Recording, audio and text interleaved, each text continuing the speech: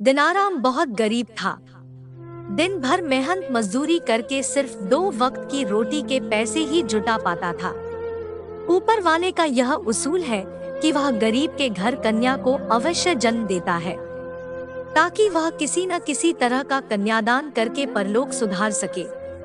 कन्यादान महादान माना गया है, जिसके वंश में कन्या जन्म नहीं लेती, वह वंश इस महादान से विहीन रह जाता है। गरीब दीनाराम के घर में भी एक कन्या ने जन्म लिया था, जिसे उसने अपनी हैसियत के अनुसार पढ़ाया लिखाया।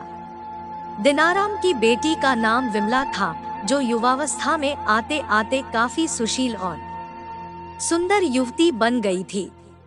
युवक उसकी सुंदरता को देखकर आहें भरने लगे थे। एक दिन दिनाराम के मित्र रामनिवास ने उससे कहा, मित्र, अब तुम्हारी पुत्री विमला भी विवाह योग्य हो गई है। लड़की पराया धन होती है और पराया धन अपने पास ज्यादा समय तक नहीं रखना चाहिए। चोर लुटेरे सरेआम घूमते फिरते हैं, इसलिए अपनी पुत्री विमला का विवाह योग्य वर देखकर जितनी जल्दी हो सके संपन्न कर दो। तुम ठीक कहते हो मित्र, मैं आज ही से अपनी बेटी के लिए योग्य वर की तलाश करता हूँ। दिनाराम ने अपने मित्र का धन्यवाद करते हुए कहा। बस उसी दिन से वह विमला के लिए लड़का तलाश करने में जुट गया। दिनाराम की मेहनत रंग लाई और बहुत जल्द ही उसे विमला के लिए योग्य वर मिल गया। विजय शहर में रहता था और छोटा मोटा कारोबार करता था। 2 वक्त की रोटियों में कोई टोटा नहीं था। विमला दुल्हन बनकर विजय के घर आ गई। उस रात उन दोनों की सुहागरात थी, जब विमला फूलों से सजाई गई सेज पर बैठ गई थी। घर में उसके अलावा कोई नहीं था। विजय अब अकेला था। उसकी शादी में आने वाले सब रिश्तेदार चले गए थे। रात के 11 बज गए थे। विमला को समझ में नहीं आया था कि उसके पति आज की रात भी कहाँ रह गए। धीरे धीरे 12 बज गए। 10 मिनट बाद दरवाजा खुला। विमला संभल कर बैठ गई। उसने घूंघट और नीचा कर लिया। विजय धीरे धीरे चलता हुआ सुहाग सेज के पास आया। वह अपने आप पर काबू रखने का पूरा प्रयास कर रहा था। उसके कदम लड़खड़ा रहे थे। विमला कलेजा थाम कर रह गई। उसने एक ही नजर में पहचान लिया था कि उसे शराबी पति मिल गया है। एक पल के लिए उसने सोचा कि शायद हो सकता है उसके यार दोस्तों ने इस खुशी के मौके पर पिला दी हो। उसने दिमाग से बात निकाल दी। विजय धीरे धीरे चलता हुआ सेज के पास आया। वह आकर उसके पास बैठ गया। विमला लाज से सिमट गई। उसने गर्दन झुका ली। विजय कुछ देर तक बैठा रहा, फिर बोला, मेरी जान कविता, मुझे माफ करना, मैं दोस्तों में फंस गया था। सालों ने जबरदस्ती पिला दी थी। विमला ने कोई जवाब नहीं दिया। नाराज हो मेरी रानी। विजय ने यह कहकर धीरे से हाथ बढ़ाया और उसका घूंघट उलट दिया। विमला ने जरा सा भी विरोध नहीं किया, केवल इसलिए कि यदि उसने विरोध किया तो कहीं साड़ी न फट जाए। शराबी का क्या भरोसा। विजय के सम्मुख जैसे चांद निकल आया। वह कई पलों तक विमला को एकटक देखता रहा, फिर उसने उसे अपने करीब खींच लिया। विमला ने कोई विरोध नहीं किया। वे दोनों इस वक्त काफी करीब आ गए थे। उन्हें लगा जैसे वक्त थम गया है, लेकिन यह उनका वहम था। रात धीमी गति से बीत रही थी। कमरा अंधकार में डूबा हुआ था। विमला सुबह उठी और घर के काम में लग गई। उसके यहाँ और तो कोई था नहीं जो काम में उसका हाथ बटाता। विजय काफी देर से उठा क्या, विमला ने उठाया था चाय बनाकर। विजय ने चाय पी ली। विमला खाना बनाने में लग गई। उसका ख्याल था कि विजय अपने काम पर जाएगा, लेकिन वह काम पर नहीं गया। जब विमला ने पूछा कि काम पर नहीं जाओगे क्या, तो उसने कह दिया था अभी 2-4 दिन कहीं नहीं जाना। 5 दिन हो गए विजय काम पर नहीं गया। छठे दिन विमला ने उससे कहा, अब आपको काम पर जाना चाहिए। यदि आप काम पर नहीं जाओगे तो घर खर्च कैसे चलेगा? सब चल जाएगा, तुम क्यों चिंता करती हो? कमल ने कहा, कमा भी लेंगे, अभी कौन सी आफत आ गई है। फिर कविता ने कुछ नहीं कहा। एक सप्ताह बीत गया। विजय हर रात को पीकर आता था और उसके चिपक जाता था, जैसे वह उसकी वासना की तृप्ति का सामान हो। विमला बुरी तरह परेशान थी, परंतु करे तो क्या करे? उसने कई बार दबी जुबान से कहा भी था कि आपको शराब नहीं पीनी चाहिए, लेकिन विजय ने उसकी बात पर कोई ध्यान नहीं दिया था। उसके घर से उसके पिता आए और विमला को कुछ दिन के लिए अपने साथ ले गए। 2 दिन बाद विजय उसे फिर ले आया। उस दिन शाम को विजय के 2 मित्र घर में ही आ गए। उन तीनों ने एक साथ बैठकर शराब पी। विमला को यह सब अच्छा नहीं लग रहा था, लेकिन वह करती क्या, मजबूर थी। वह जाकर अपने कमरे में बिस्तर पर बैठ गई। इसका पति और उसके मित्र रात को 11 बजे तक पीते रहे। रात में 11 बजे तक विमला बैठी नहीं रही। उसे नींद आ गई और वह सो गई। उसका तो यह रोज का काम था। उसकी आंख तब खुली जब किसी ने उसे दबोच लिया था। उसने आंख खोलकर देखा, उसका पति नहीं था। उसने चीखना चाहा तो उसने उसके मुंह पर हाथ रख दिया। काफी देर तक उनमें संघर्ष चलता रहा। आखिर में उसने विमला को दबोच लिया, किसी हिरनी की भांति, जैसे कोई सिंह दबोच लेता है। विमला रोती रही। वह उसके चुंगल में कसमसाती रही और उसकी इज्जत लुटती रही थी। वह सोच रही थी कि उसका पति किस काम का, जिसे इस बात का भी ज्ञान नहीं कि उसकी पत्नी के साथ क्या हो रहा है। उसके पति का वह साथी अपनी मनमानी करके चला गया। रात्रि के करीब 3 बजे उसका पति विजय उसके पास लड़खड़ाते हुए कदमों से आया। उसने विमला को छूना चाहा तो विमला ने उसे दूसरी ओर धकेल दिया। वह पलंग से नीचे गिर पड़ा। बेशर्म, तुम्हें डूब मरना चाहिए, विमला ने पागलों की तरह चीखते हुए कहा। क्यों, क्या हुआ? यह तुम पूछते हो क्या हुआ? विमला ने उसी तरह चीखकर कहा, जिन्हें तुम अपना दोस्त कहते हो, जिनके साथ तुम शराब पीते हो, जानते हो उनमें से एक ने क्या किया? क्या किया? उसने मेरी इज्जत लूट ली। हाँ हाँ हाँ। अच्छा, तो तुम इस वजह से नाराज हो? अरे रानी, कोई बात नहीं, वह बहुत पैसे वाला है, उसके आने से मुझे कोई ऐतराज नहीं है, विजय ने एक जोरदार ठहाका लगाते हुए कहा। ओ हाँ रानी, अब हर बात विमला की समझ में आ चुकी थी। वह समझ गई थी कि उसको उसके पास भेजने वाला उसका अपना पति ही था। ग्लानि से उसका मन भर गया। वह सोचने लगी कि उसे कैसा पति मिला जिसे न अपनी इज्जत का ध्यान, न अपनी पत्नी का। वह उसकी कमाई खाना चाहता है, गंदी कमाई। उसे तो बहुत पहले समझ लेना चाहिए था, जो पति अपनी रोजी रोटी के लिए सतर्क नहीं हो सकता, वह अपनी पत्नी के प्रति क्या सतर्क रहेगा।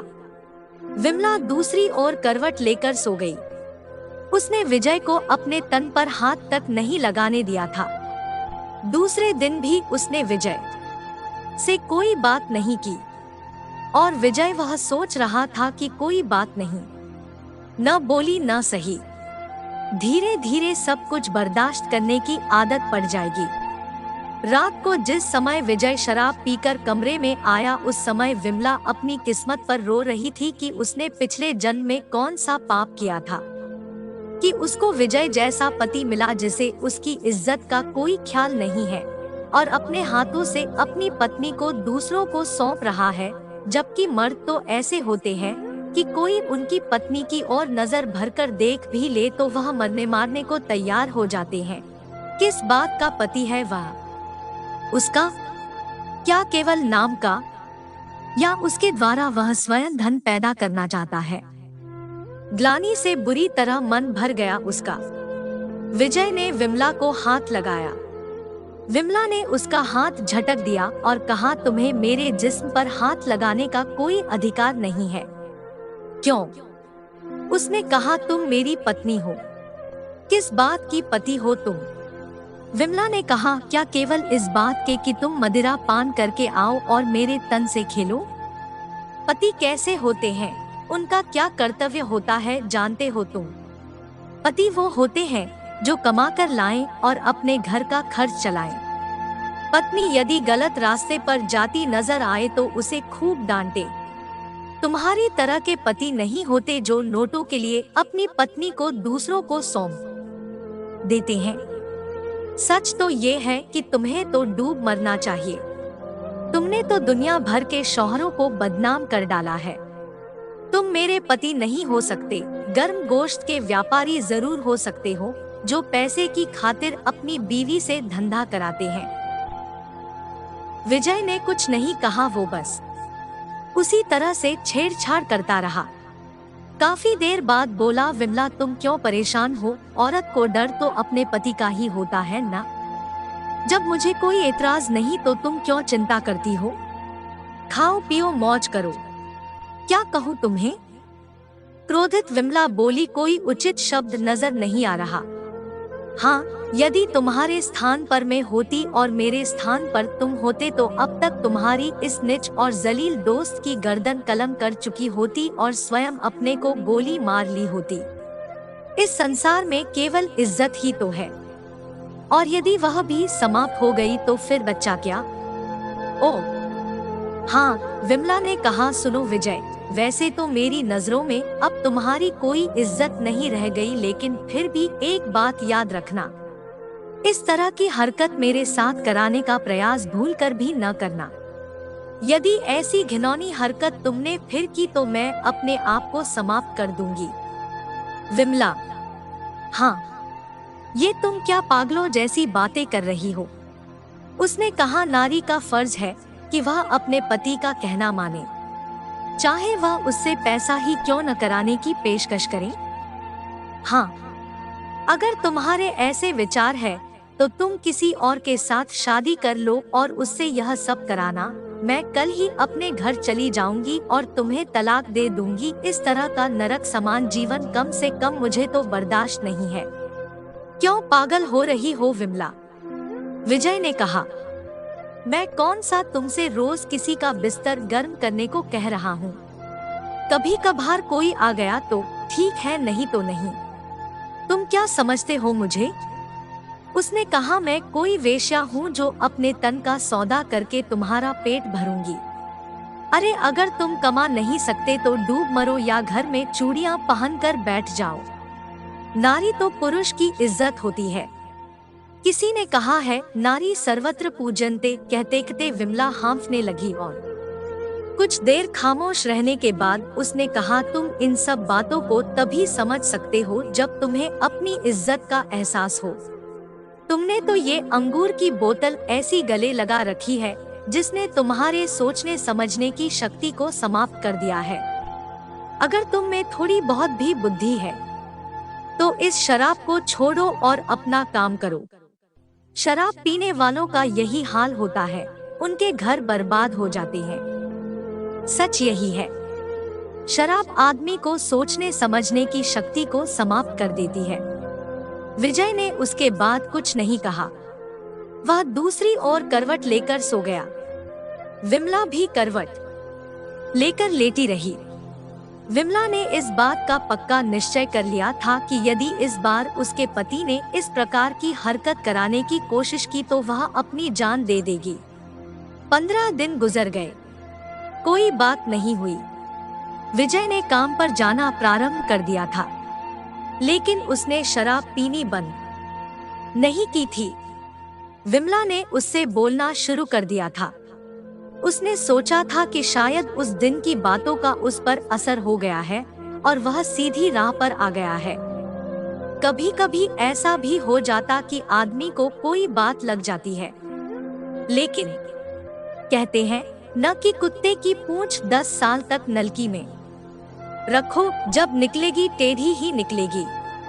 विजय ने यह देखने के लिए कि अब वह क्या करती है, उस रात को फिर उसने अपने एक साथी को विमला के कमरे में भेज दिया। जब उसने जाकर उसे छुआ और उसकी आंख खुली तो उसने उसे पूरी शक्ति साथ दूर ढकेल दिया। बचाओ, वह चीखी भी थी, परंतु बचाने कौन आता? उसे भेजने वाला तो उसका अपना पति ही था, जो अपनी पत्नी के शरीर को बेचकर उसकी कमाई खाना चाहता था। पुरुष के समक्ष नारी कमजोर होती है। उसने उसे दबोच लिया और अपनी इच्छा पूरी कर ली। हवस पूरी करने के बाद वह कमरे से निकल गया। उसके जाते ही विमला बाहर आई और उसने दूसरी मंजिल से छलांग लगा दी। नीचे सड़क पर उसका सिर लगा, सिर फट गया और वह एक ही पल में स्वर्ग सिधार गई। आसपास के घरों के लोग इकट्ठे हो गए। शराबी विजय भी घर से निकलकर बाहर आया और रोने लगा। उसका साथी उस दुर्घटना को देखकर चुपचाप वहां से खिसक गया। पुलिस आई और लाश को उठाकर ले गई। पोस्टमार्टम के बाद लाश उस कमीने विजय को मिल गई और उसने उसे चिता के भेंट कर दिया।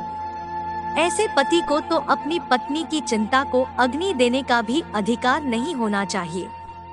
एक पल रुककर मैना ने तोते को पुकारा, हे तोते।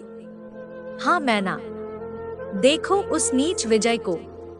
विमला के बार बार समझाने पर भी उसकी समझ में नहीं आया और उसने अपने हाथों से ही अपनी पत्नी को मरवा दिया। एक पल चुप रहकर मैना ने कहा, तोते, इसीलिए तो मैं मर्दों से नफरत करती हूँ और अपने पास नहीं फटकने देती। मर्दों की जात बड़ी बेमुरव्वत होती है। मैना, हाँ तोते, बेशक तुमने जो कुछ कहा वह सच है। तोते ने कहा, यदि कोई विजय जैसा आदमी है तो बिल्कुल वह मर्द जात के नाम पर धब्बा है, बदनुमा दाग है। मगर क्या सब आदमी विजय जैसे होते हैं? नहीं। तोते ने कहा, ऐसी बदचलनी तो औरतों में भी होती है। सुनो, मैं तुम्हें एक और बेवफा औरत की कथा सुनाता हूँ, सुनो। सुनाओ, मैना ने कहा। कुछ देर तक तोता चुप रहा और फिर मैना को कथा सुनाने लगा। मैना ने अपने कान उस ओर लगा लिए।